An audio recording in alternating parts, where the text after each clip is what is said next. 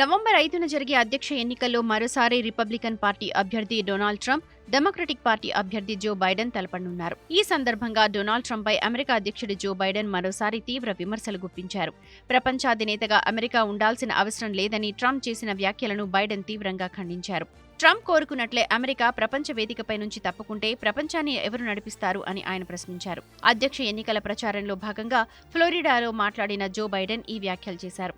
ఫ్లోరిడాలోని టాంపాలో హిల్స్బరో community కాలేజ్లో మంగళవారం జరిగిన ప్రచార కార్యక్రమంలో అధ్యక్షుడు జో బైడెన్ ప్రసంగిస్తూ ప్రపంచవ్యాప్తంగా అనేక దేశాలు తన గెలుపును కోరుకుంటున్నాయని బైడెన్ చెప్పారు.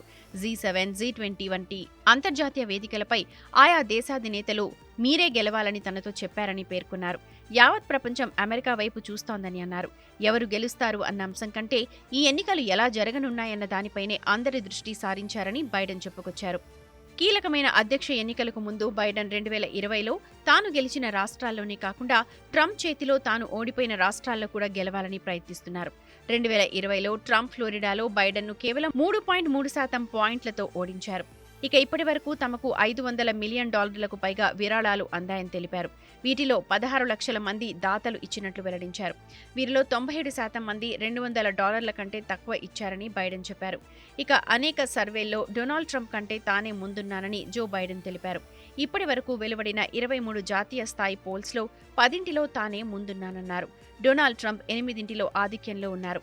5 టై అయింది. ఖచ్చితంగా పరిస్థితులు తమకే అనుకూలంగా ఉన్నాయని బైడెన్ తన మద్దతుదారులకు వివరించారు.